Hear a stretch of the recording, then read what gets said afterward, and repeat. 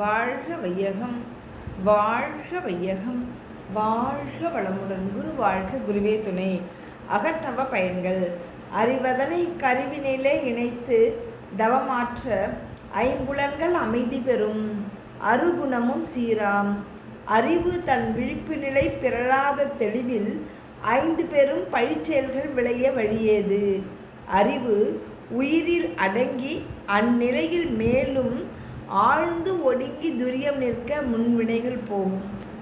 அறிவு துரியாதீத நிலை நிற்க நிற்க ஆதியாம் மெய்ப்பொருளாம் அரும் பிறவி தொடரே. வாழ்க வளமுடன். அதாவது அகத்தவத்தினால் என்னென்ன பயன் என்கின்றார். அறிவு அதனை நமது கருவினிலே, அதாவது மனம் ஒன்றி நமது உயிரிலே இணைத்து தவம் மாற்ற ஐம்புலன்களும் அமைதி பெறும். அதாவது தோல் குளிரும் வெப்பமும் தாங்கும் தன்மை பெற்று நிறைவாகும். நாக்கு சுவையிலும் சரி பேச்சிலும் சரி நிதானம் பெறும். மூக்கு நுகரும் தன்மையை நுணுக்கமாக பெறும்.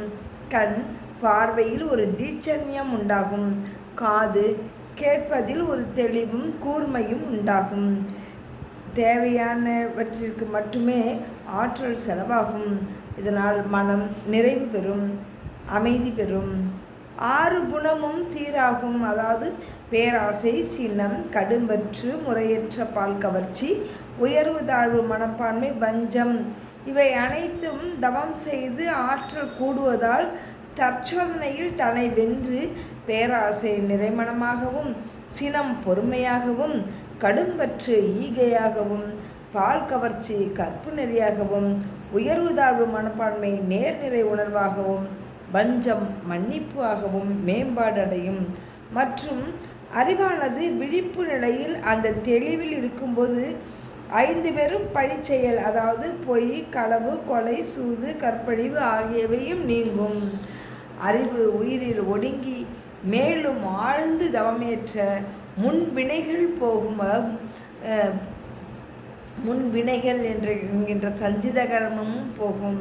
மேலும் சுத்த வெளியில் துரியாதீத நிலை நிற்க நிற்க ஆதியையும் மெய்ப்பொருளையும் உணரலாம்.